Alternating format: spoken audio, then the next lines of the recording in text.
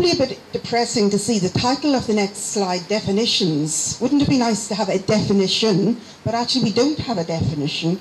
And the handout that I prepared for you has 2 A4 pages full of definitions. And of course, the problem that comes from that is, who can say who is dyslexic if we cannot even agree on what dyslexia is? So this controversy has been going on for a number of years now. The first lengthy definition was around from the Federation of Neurology in 1968, so I think that's what your handout starts with. And actually, another one that is in your handout is one that hasn't been published yet, but is about to emerge in a new review, which is going to be published in the spring in the United Kingdom. So what we're looking at is a complete lack of consensus, which has caused a lot of problems in terms of identifying children if we're not agreed on who they are. And one of the biggest problems that we've had over the last 10 years now in the United Kingdom has been that this has been the widely used definition, which has caused consternation with different dyslexia organisations, simply because of certain words that occur in the first half of the definition. Or sorry, it's in the second sentence, I beg your pardon.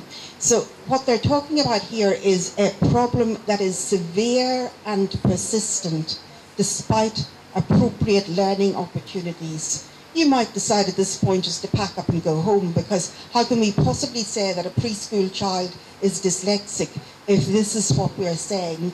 Because if we're talking statistically and significantly about a severe and persistent problem, we cannot really begin to say that a child is dyslexic until he's 2, 3, or 4 years behind with reading and spelling. And of reading tests, which traditionally begin at about 6½, then forget about spotting dyslexia in your 5-year-olds.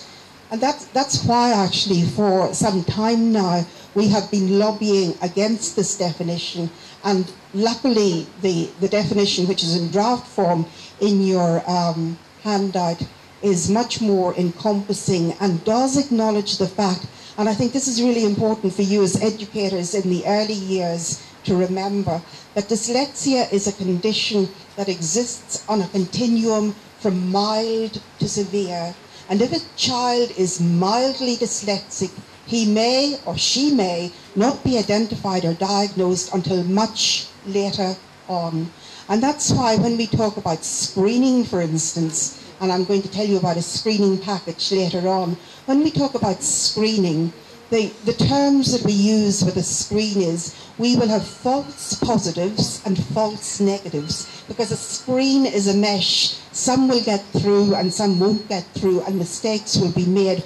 All we will do will be to catch the obvious ones who are failing at that particular stage. So please do not feel that, you know, in order to prevent in our country future litigation, my child was not identified as being dyslexic and he has lost out on all opportunities and we're going to sue you for a lot of money, was the reason that this particular definition was put into place. Do not feel that this is true at all, because certainly in my experience, in the mid-1990s, I set up the Dyslexia Support Unit at a university in southwest London, and there, interestingly, a largely female population, 200 of the students on the register of the Dyslexia Support Unit were not, 70% of them were neither diagnosed nor even suspected of having had a learning difficulty prior to going into tertiary education.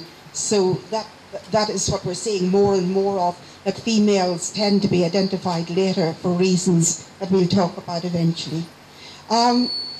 Not wanting to throw the baby out with the bathwater, this definition is not all bad, because what it's saying in the first part of the definition is that it's talking about literacy difficulties at word level. Now, just to explain the significance of that, the National Literacy Strategy, which has been going now in England for some time, is one that teaches literacy on 3 levels. At the bottom level, it's a word level, so you're working just with single words. Next level up, it's working at sentence level, putting those words into the context of a sentence. And then at the top level, it's what they call text level, where the sentences get joined up and form longer bits of prose, either at paragraph level or at longer level. And it is perfectly true to say that dyslexics will experience far more difficulty at word level than they will at those higher levels, simply because they often use their good and compensatory skills of language to compensate for their decoding difficulties. And so they will be over-reliant on either the contextual clues of the sentence or the illustrations on the page to help them to best guess the words that they are having difficulty with decoding. And when we take those clues away, then life becomes much more difficult for them. And this is actually something that remains true right through into adult dyslexia, even into highly compensated adult dyslexics who may well read quite a lot in the process of their everyday work, but who, when they're taken out of their comfort zone and given unfamiliar single words, they will then demonstrate the fact that they are quite different from their peers and their colleagues. So that, in fact, is something that must be acknowledged as being absolutely right here. Okay, some points which may indicate dyslexia. Many of the difficulties that we're going to talk about now are very common in the normal development of a child in his first or second year of education. And, quite often we will have parents turning up and saying, oh, he's got his B's and D's mixed up, he must be dyslexic. That isn't necessarily the case, because all children will go through a stage of making that kind of confusion in the early years. So what we're saying here is, if a number of these symptoms persist beyond the time when the average child